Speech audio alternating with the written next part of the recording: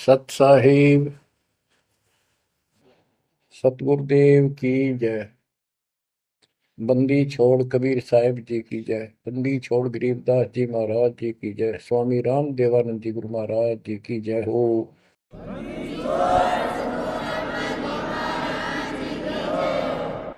सर्व संतों की जय, सर्व भक्तों की जय, धर्मी पुरुषों की जय। श्री काशी धाम की जय, श्री सुडानी धाम की जय, श्री क्रोथा धाम की जय, श्री बरवाड़ा धाम की जय। सत साहिब गरीब नमो नमो सत पुरुष को नमस्कार गुरु की नहीं। सुर नर मुनिजन साधुआ संतों सर्वस दीन। सतगुरु साहिब संत सब दंडवतम प्रणाम। आगे पीछे मध्य हुए किनको पूर्व। कबीर सतगुरु के उपदेश का सुनिया एक विचार। जय सतगुरु मिलते नहीं जाते नरक द्वार। नरक द्वार में दूत सब करते खेचा तान। उनसे कभू नहीं छूटता फिरता चारों खाने। कबीर चार खानी में भरमता कबहू न लगता पार। सो फेरा सब मिट गया मेरे सतगुरु के उपकार। जय जय सतगुरु मेरे की जय जय सतगुरु मेरे की। सदा साहिबी सुख से वसियो अमरपुरी के डेरे की। जय जय सतगुरु मेरे की जय जय सतगुरु मेरे की। सदा साहिबी सुख से वसियो सतलोक के डेरे। निर्विकार निर्भय तू ही और सकल वैमान। जी साधो और सकल वैमान।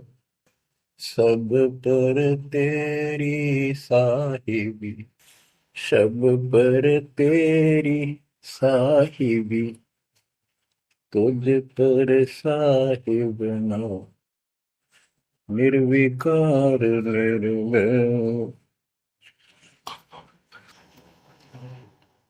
परम पिता परमात्मा कबीर जी की असीम कृपा से बच्चों आपका जन्म ऐसे शुभ समय में हुआ है अब के आपका असल जन्म का भी कष्ट कट जाएगा। ये लोक अच्छा नहीं है। यहाँ कोई भी चीज सुख वाली नहीं है। आज हमने ये काल के द्वारा हमें मूर्ख बना कर रखा हुआ है, भूल भुलैया कर रखी है। संपत्ति संतान रूपी खिलौने देकर हमें रोक रखा है। एक बस लालच ला रखा है। 1 मिनट में कहता तो मर जाएगा, क्या खिलौने टूट जाएंगे, फिर टक्कर मार करवाएंगे। ये गंदा लोग है। हम अपनी गलती से यहाँ फंसे आकर के आपने सृष्टि रचना के अंदर पढ़ा और सुना है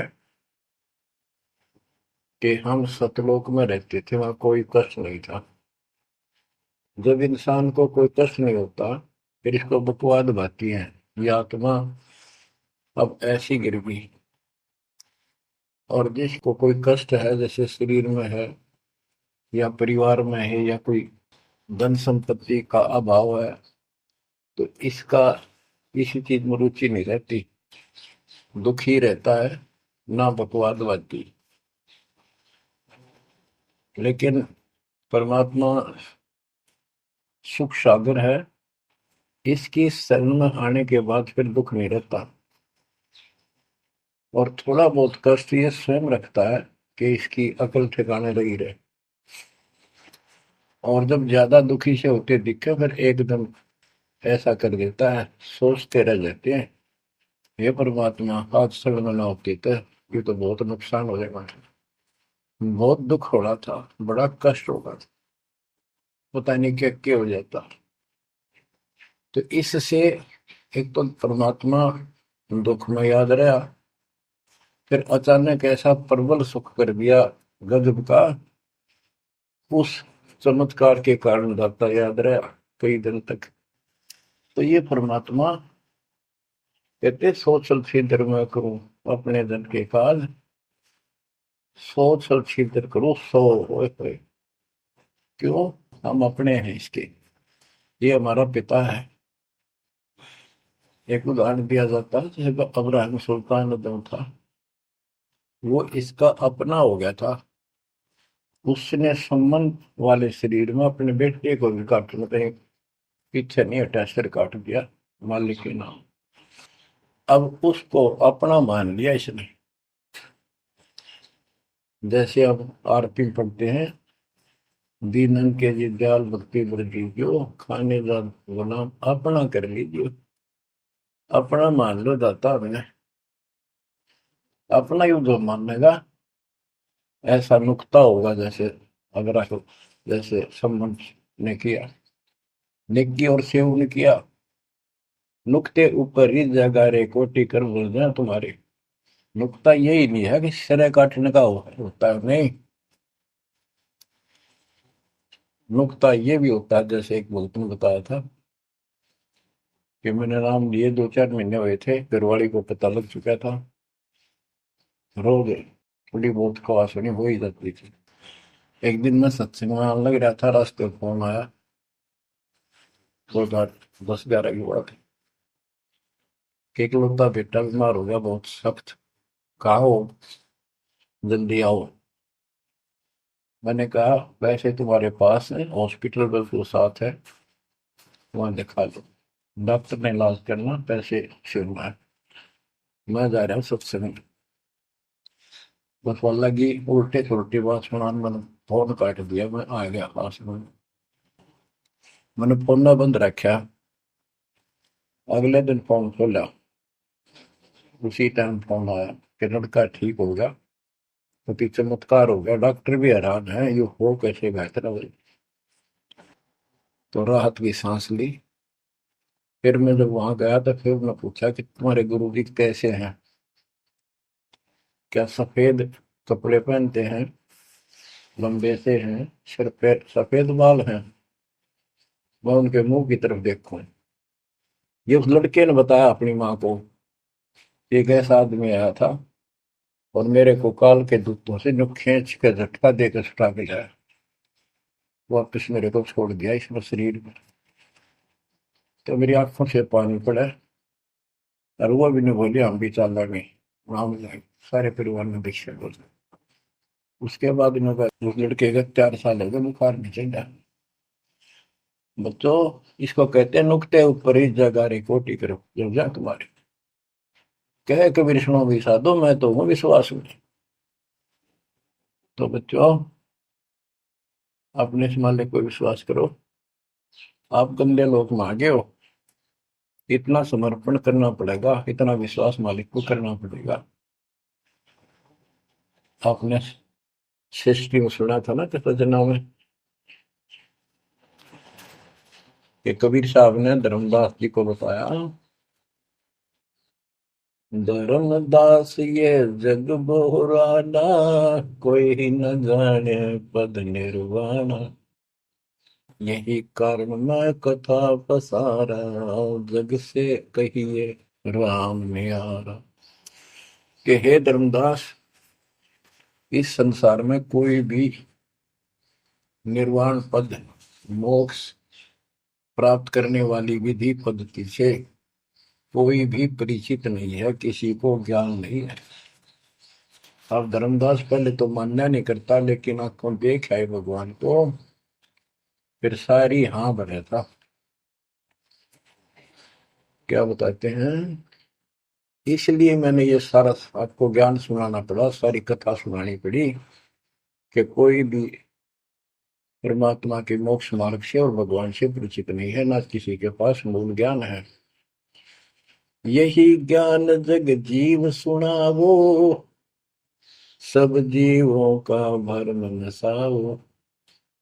भरम गए जग वेद पुराण, आदि राम का वेद न जाना। के भरम गए जग वेद पुराणा, आदि राम सतपुरुष परम अक्षर ब्रह्म का ज्ञान नहीं हुआ। क्योंकि वेदों में अधूरा ज्ञान है, वैध ज्ञान है। पुराणों में ऋषियों की का अपना अनुभव है, जो उनका अपने सत्र का, वो वेद से नहीं मिलता, वो व्यर्थ है। अब क्या बताते हैं, राम राम सब जगत बखाने, आदि राम कोई बिरला जाने। सब राम राम के अल्लाह खुदा, लेकिन जो आदि राम है, सदा का भगवान है, सबसे पहले वाला, उसको कोई नहीं जानता। जो मैं कथा तुझे बताने जा रहा हूं, इसको बुद्धिमान तो तुरंत मान लेंगे। ज्ञानी सुने सो हृदय लगाई, मूर्ख सुने तो गम न पाई। मूर्ख सुनेगा, उसको इसका कोई हिसाब नहीं आएगा। अब मैं तुमसे कहूँ चिताई, तेरे देवन की उत्पत्ति वाई। कुछ संक्षेप कहूँ गौराई, सब संशय तुम्हारे मिट जाई। माँ अष्टंगी पिता निरंजन, ये जमदारों वंशन अंजन। परमेश्वर कबीर जी ने 600 साल पहले ये गीता वेद पुराण का ज्ञान अपनी सिंपल लैंग्वेज में, सूक्ष्म वेद में धर्मदास जी को बताया, और उसने लिपिबद्ध किया। बच्चों आज अपने सामने है। अब वो ठीक का समय आ गया है, क्योंकि आप पढ़े लिखे हो सारे बच्चे, बेटा बेटी, ग्रंथ आपके पास, और ये संसार का इतिहास आपके सामने है। कैसा लोग है, दिन में चैन न रात में चैन, ब्रह्मा विष्णु महेश तक परेशान है। आँख खोल लो बच्चों। फिर क्या बताते हैं, पहले की निरंजन राई, पीछे से माया उपजाई। पहले ज्योत स्वरूपी निरंजन की उत्पत्ति की एक अंडे में, पीछे तो यहाँ दुर्गा की उत्पत्ति की। माया रूप देख अति शोभा, देव निरंजन तन मन लोभा। काम देव धर्मराय सताए, देवी को तुरंत भर खाए। पेट से देवी करी पुकारा, हे साहिब मेरा करो उबारा। टेर सुनी तब हम वहां आए, अष्टंगी को बंद छुड़वाए। परमात्मा कहते हैं कि काल निरंजन के मन में दोष आया, उस माया के रूप को देख कर आसक्त हुआ, बंदे कर्म के लिए प्रेरित हुआ। वह भी तो सी बात की थी, उसने अपनी इज्जत और सुरक्षा के लिए छोटा सूक्ष्म रूप बनाया, उसके खुले मुंह के माध्यम से पेट में चली गई। पेट से देवी करी पुकारा, हे साहेब मेरा करो उबारा। टेर सुनी तब हम ता आए, अष्टमी का बंध छुड़वाए। उसको उसके पेट से निकाला, उन दोनों को वहां से धक्के देती भाग जा रहा। सतलोक में कीना दुराचारी, काल निरन दीनकारी। माया समेत दिया भगाई, 16 शंख कोस दूरी पर आई। अष्टंगी और काल अब दोई, मंद कर्म से गए डुबोई। के काल और या देवी क्योंकि इसने सबसे पहले यह बकवाद करी, बेशर्म हुई, खड़ी होगी अपना जान में त्याग। फिर हमने सोची ये एक लाइन ले गया लूट सारी, हम भी खड़े हो गए। तो स्कूल में बालक किस बच्चे से अध्यापक प्रश्न करता कि ये प्रश्न का क्या उत्तर है, किसी को याद है, हाथ खड़ा करो। फिर एक खड़ा करा कर, फिर देखो देखी सारे कर ले, तो न्यू होगी हमारे साथ। याद किसी का पावा नहीं, फिर सारे पिट्टे। तो ऐसे ये सारे ठाक है, हम भी अपने गंदे कर्म के कारण यहाँ फंसे, और इसने और भी ज्यादा पहले गलती, फर्स्ट गलती की। अब कहते हैं अष्टंगी और काल अब दो ही, मंद कर्म से गए विगोई। इस गंदे मंदे काम से, गलत काम से भिगोए गए, गिर गए परमात्मा की नजरों से। धर्मराय को हिकमत की न करे खासे भग कर लेना। धर्मराय की ने भोग विलासा, माया को रही तब आशा। तीन पुत्र अष्टंगी जाए, ब्रह्मा विष्णु शिव नाम धराए। तीन देव विस्तार चलावे, इनमें यो जग दो खावे। अब देखो 600 साल पहले क्या था कि ये काल इनका पिता ब्रह्मा विष्णु महेश का, दुर्गा इनकी मां है। इन हमारे धर्म गुरुओं ने आज तक पता नहीं हमारे साथ लड़ाई करे, हमारा विरोध करे, तुम झूठ बोलो। निरंजन धन तेरा दरबार, जहां पर तनिक न न्याय विचार। वैश्या ओढ़ मूल मूल खासा, गल मोतियन के आर। पति भरता को मिले न खादी, सूखा नरस आहार। निरंजन धन तेरा दरबार। पाखंडी की पूजा जग में, संत को कहे लवार। अज्ञानी को परम विवेकी, ज्ञानी को मूड गंवार। निरंजन धन तेरा दरबार, जहां पर तनिक न न्याय विचार।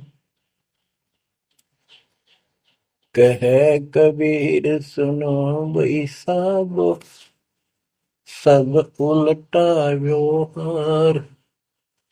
साचे को तो झूठा बताए, इन झूठों का एतबार। निरंजन धन तेरा दरबार, जहां पर तनिक न न्याय विचार।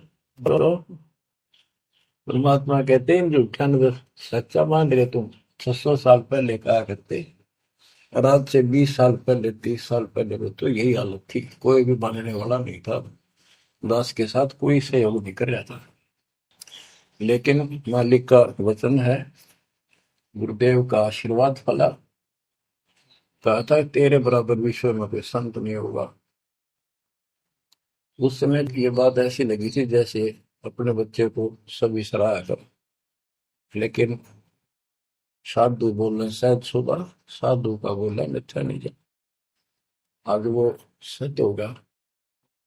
मालिक ने ठीक का समंदर रखा था, और उसमें कहा था कि 5505 जब कलयुग बीत जाए, महापुरुष फरमान जग तारण हो गए। और काल से कहा था कि जब कलयुग इतना बीत जाएगा, तब हम अपना अंश उठाएं। ये 13वां वंश अवदास आया बच्चों। विश्वास कर लो, कुछ भी हो ये ना देखो।